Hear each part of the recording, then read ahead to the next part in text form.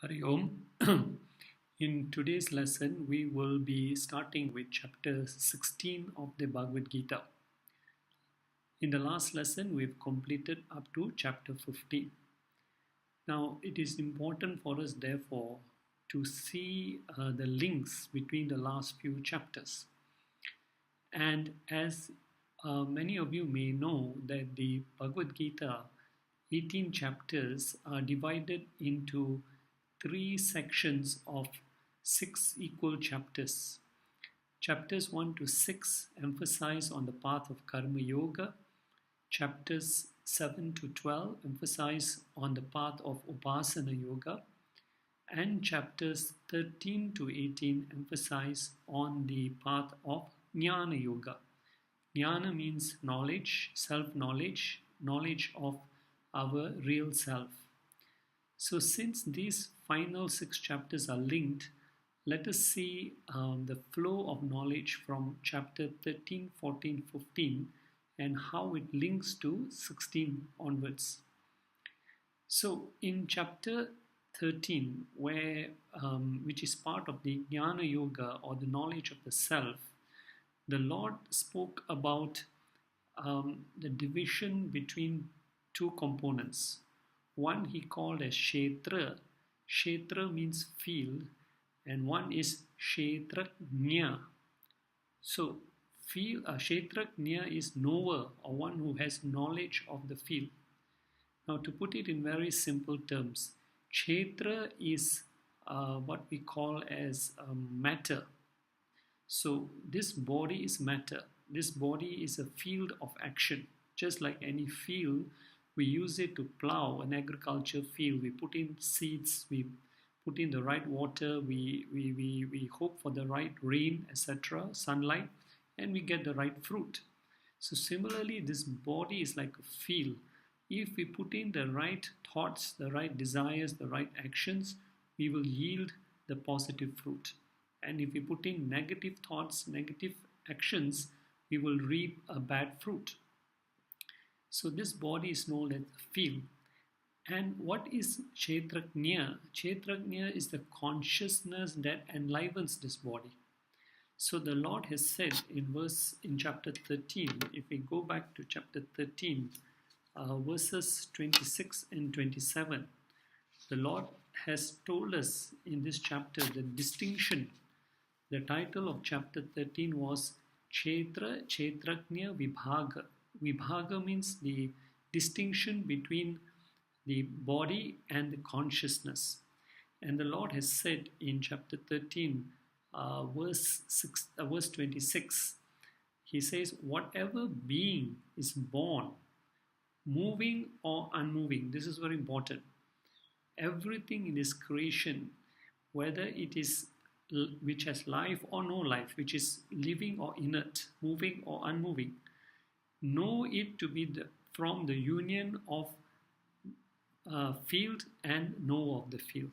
So everything in this creation is a combination of only 2 things, matter and consciousness. Now, therefore, once we know the difference between these two, the Lord has said in verse 27 of chapter 13, verily, he who sees the Supreme Lord is the consciousness, as the imperishable, abiding equally in all perishable beings.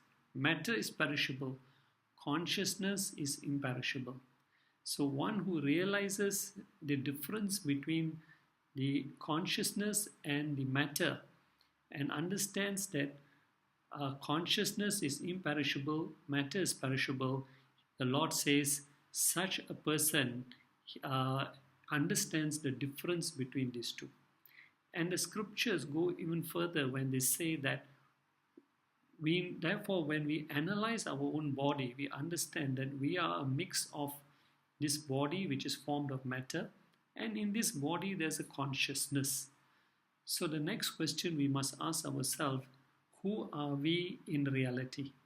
Are we this temporary, perishable body, or in reality are we the imperishable consciousness?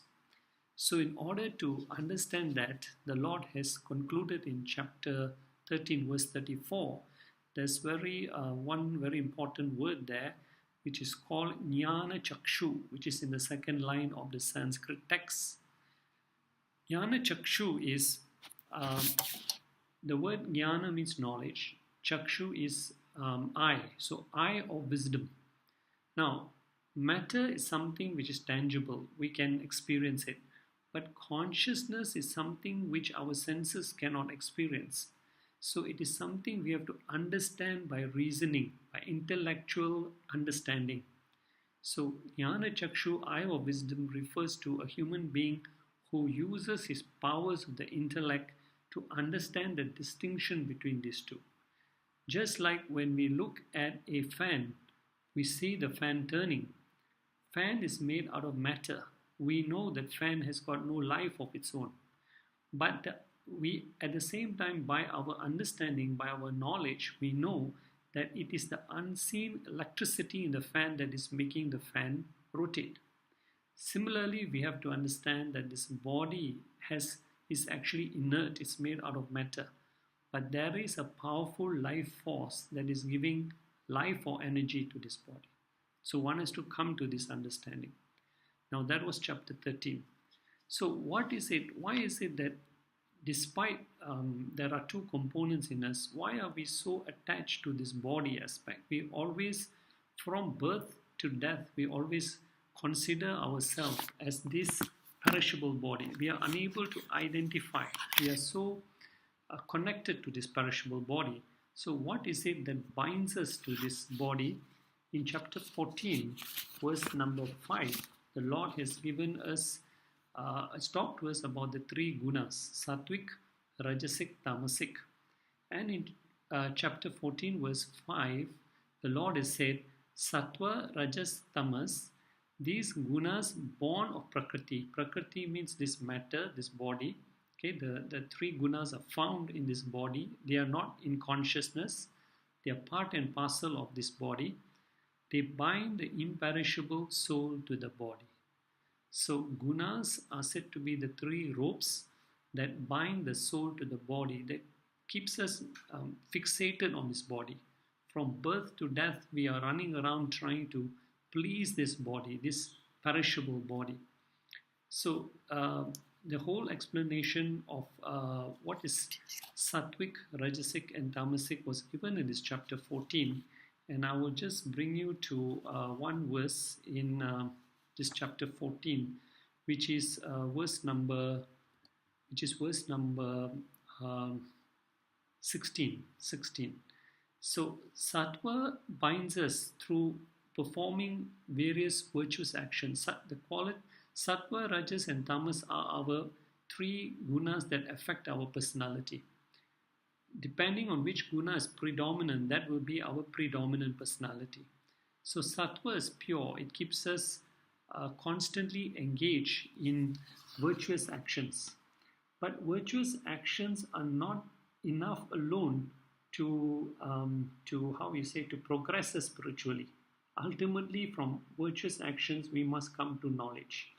So, but because we are so engrossed in these virtuous actions, our whole life we are running around performing virtuous actions, which is good. It gives us some peace of mind, it gives us purity of mind, but it will not give us liberation. So sattva binds us through virtuous actions. Fruit of rajas is sorrow. Rajas is that which drives us with selfish actions.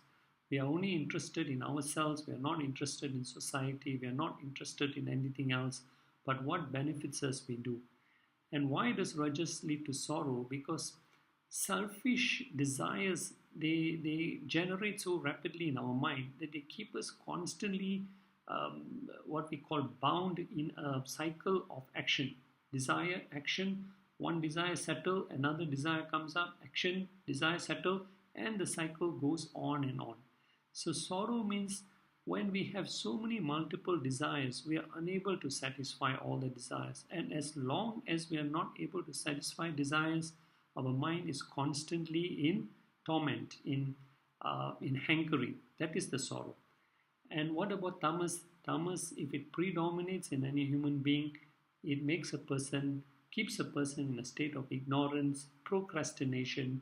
He or she is not interested in knowledge, is not interested in activity. So these are the three gunas that bind us, and Krishna explained in detail in chapter 14 about all the characteristics of the three gunas.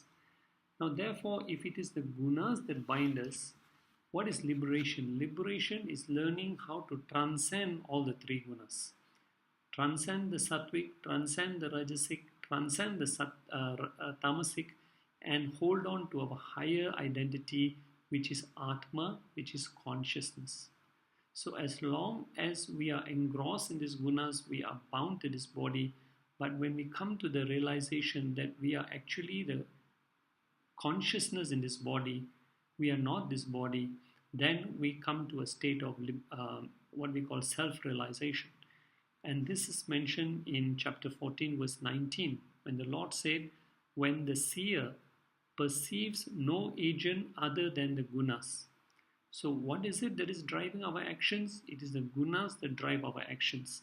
When we understand that we are not the gunas, we are not this body, therefore we are totally detached from any action. Then the Lord says in verse 19, such a person knows the supreme, which is beyond the gunas, he attains to my being. So the whole spiritual journey is how to transcend the three gunas.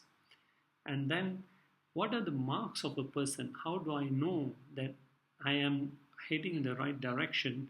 So in chapter 14, verses 22, 23, 24, and 25, there the Lord gave us the characteristics of a person who has transcended the three gunas.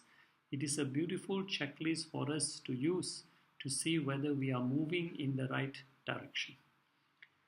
And then finally, he concluded in verse number 26 of chapter 14 when he said, how does one transcend the three gunas?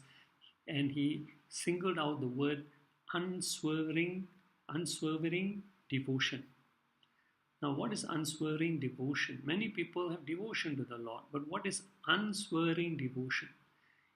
It means that devotion which is unconditional, which does not depend on your circumstances. Just because everything is fine, everything is going your way, you have that love and devotion for the Lord.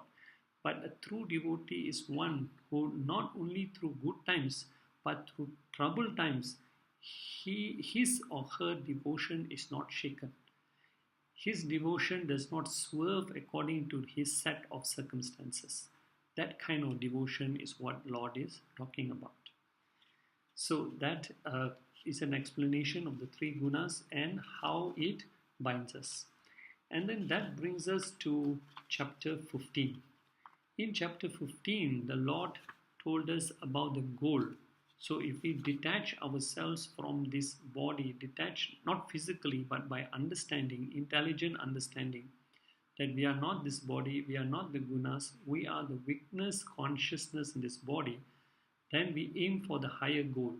What is that higher goal? The highest goal, chapter 15 is called Purushottama Yoga, which means the yoga of the Supreme Person, which is the supreme goal. So Krishna talks about that supreme goal in chapter 15. But especially in verses 4 and 5, he gave us 4 spiritual practices which we should put into practice in order to attain the supreme goal. Chapter 15, verses 4 and 5. And what are the 4 practices? The first practice is vairagyam or dispassion. Now, dispassion, you can say, is detachment.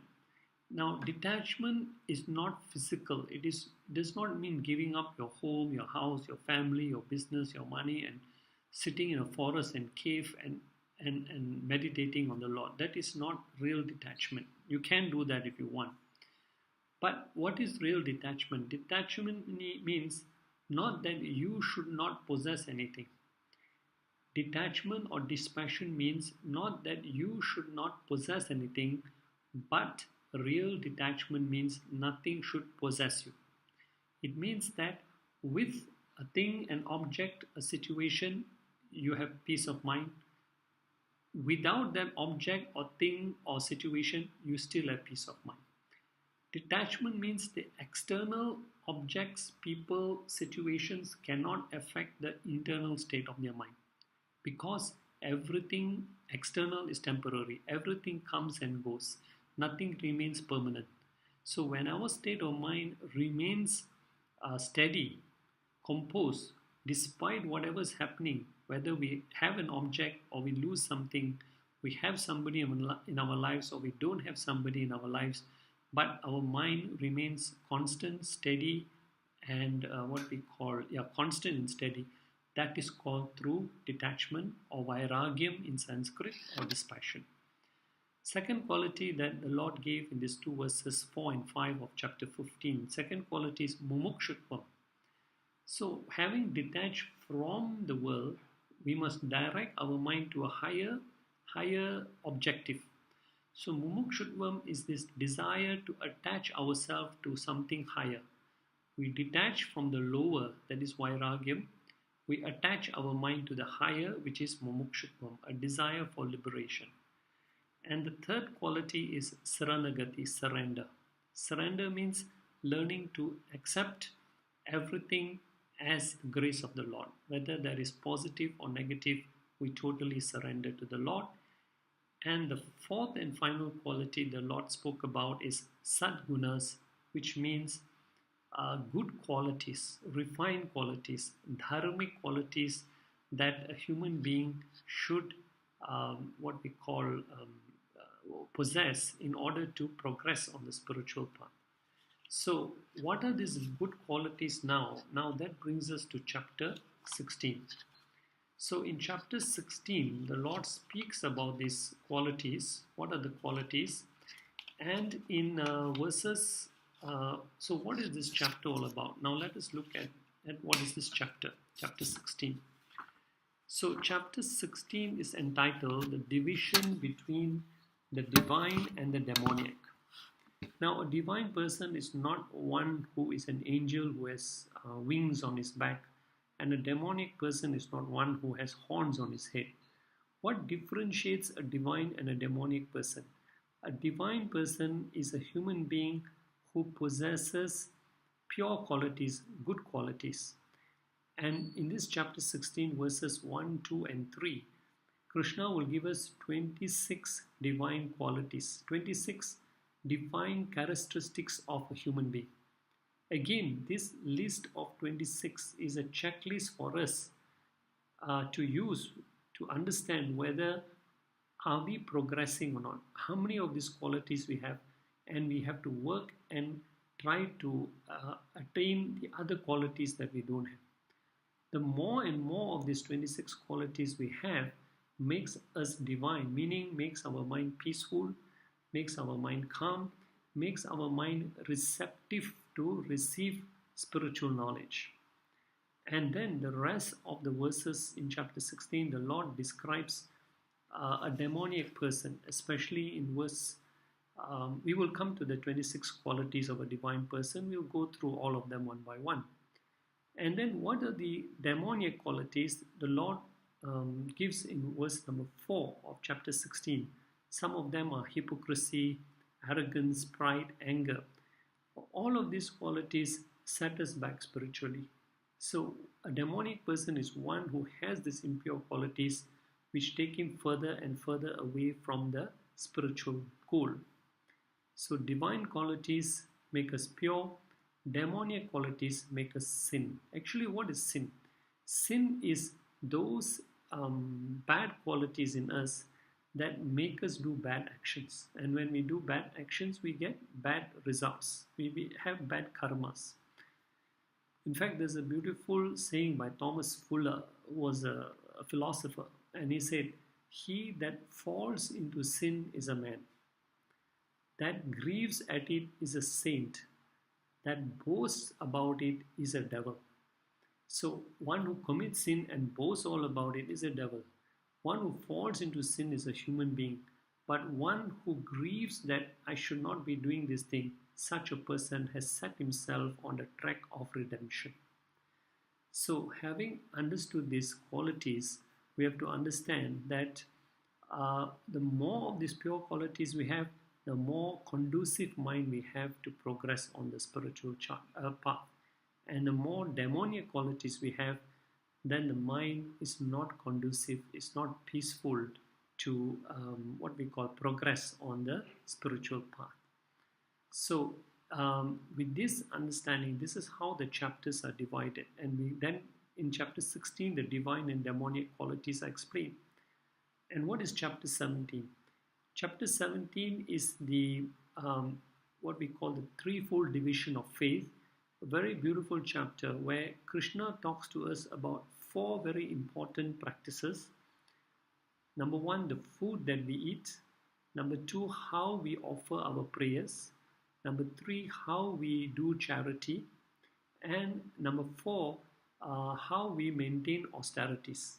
So all these 4 practices, food we eat, how we perform our prayers, how we give charity, how do we maintain austerities. In Sanskrit, food is called ahara, prayers are called yajna, charity is called dhanam, and austerities are called as tapas.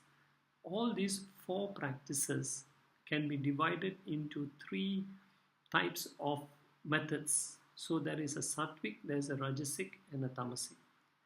So there are right foods called sattvic foods that we eat can give us a pure mind. Rajasic foods make our mind more selfish, and tamasic foods are those that keep us in a state of ignorance. And this is all explained in chapter 17. In the same way, how we offer our prayers, there's a sattvic, there's a pure way to offer prayers, there is a selfish way to do our prayers. So same thing also for dhanam, for charity also, there are 3 ways in which we can do the activities.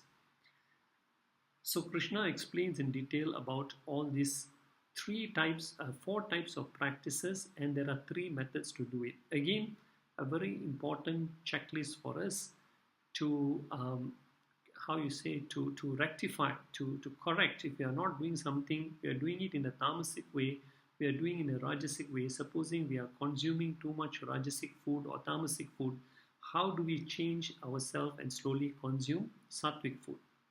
So all this is explained when we go into chapter 17. And finally, what is chapter 18? Chapter 18 is a summary of all the teachings, all the content of the Bhagavad Gita.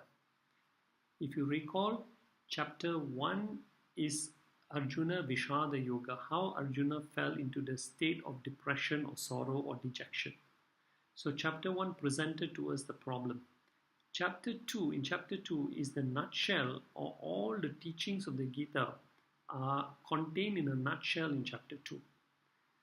Then what is chapters 3 to 17? Chapters 3 to 17 are an expansion of what was explained in chapter 2. Because chapter 2 was a brief description of the knowledge there. Chapter 3 to 17 is an expansion of the knowledge in chapter 2. And finally, chapter 18 is a summary, a conclusion of all the major points which were taught by Krishna to Arjuna in the Bhagavad Gita. So this is how the 18 chapters of the Bhagavad Gita are laid out. And we have already covered up to chapter 15 in the last talk. And now we will enter to chapter 16. But since there are these qualities that we need to talk about, so we will go into now verse 1 of chapter 16. So again, recall verses 1, 2 and 3 of chapter 16. Krishna is giving us 26 divine qualities. Okay, in verse number 1 he gives us 9 qualities, verse number 2 11 qualities, verse number 3 6 qualities. So total there are 26 divine qualities. Now what is the very first quality he gives here? The first quality in verse number 16 he gives here is abhayam. Abhayam, bhaya means fear. Abhaya means fearlessness. It's a very important virtue. Freedom from fear. Freedom from doubts. So a divine person should have self-confidence or inner strength. A devotee of Lord must be fearless and have courage to surrender everything to the hands of the Lord and to accept any outcome. Because as we know, the journey on the spiritual path has many obstacles, has many challenges, and fear can be overcome with through devotion and through knowledge. So just like the sages, they could roam in the forest without any fear or harm as they totally surrendered their lives to the Lord. They left everything in the hands of the Lord. So what you call, there is a beautiful story told about King Alexander when he first entered India to conquer this country. His generals informed him that the army could not proceed further as there was a strange man sitting in the middle of the road and he refused to move. So Alexander the Great was very infuriated. He got down from his horse, he walked towards the man, and he sternly told the man to move because his army wanted to proceed further into India. So Alexander drew out his sword and threatened that person sitting on the road, "If you do not move, I will kill you right now with my sword." And the man answered, he looked up at Alexander and very humbly, very sweetly he answered, "You cannot kill me. I am the immortal soul. Your sword can only kill this mortal body." And Alexander at that point, he remembered, he had been informed about these great saints and sages of India who roamed about fearlessly, and he realized that right now he was meeting such a person. So he asked the saint, he said, "Okay, is there anything I can offer you? Gold, diamonds, money?" And the saint refused to accept anything. And even after Alexander kept on insisting, finally the saint said, "Okay, there is one thing you can do for me. Since you insist, you want to offer me something, there is one thing you can do for me." And Alexander was so happy. He said, "What is that?" And the saint replied, "Before you came and stood in front of me, I was sitting and meditating on the sun. I was enjoying the rays of the sun blessing my body. Now you are blocking the sunlight. Just move a little so I can receive the blessings of the sunlight. That's all I want to ask of you. I don't want money or jewels or anything else." Such was the power of devotion of God in the saints. There was never any fear of anything or anyone in this world, and their needs were very simple. So, in fact, the virtue of fearlessness can be cultivated together with the next quality which the Lord gives here as sattva samsuddhi. Sattva means, here the word sattva means mind, okay, and suddhi means purity. So suddhi means purity, and when we add sam as a prefix in front of the word suddhi, it means pure purity, perfect purity, without any trace of rajasic or tamasic desires. Sattvic mind. So one who always cultivates divine thoughts, keeps the mind healthy and focus on the higher goals of life, on cultivating higher values of life. We don't give in to degrading thoughts, what we call lower thoughts in life. So just like we put so much of effort to keep our physical body healthy, we exercise, we make sure that we put the right things in this body, we exercise, we eat the right foods. The same way we must ensure that we keep the mind healthy by feeding it right thoughts. And that's why we go to temples, we do prayers, we do meditation, we chant our mantras, we go and listen to spiritual talks, spiritual songs, etc., to keep this mind constantly focused on higher values, higher thoughts. The next quality here that the Lord gives here is Jnana Yoga Vyavashtiti. Jnana Yoga is self-knowledge. Vyavashtiti is being steadfast on self-knowledge.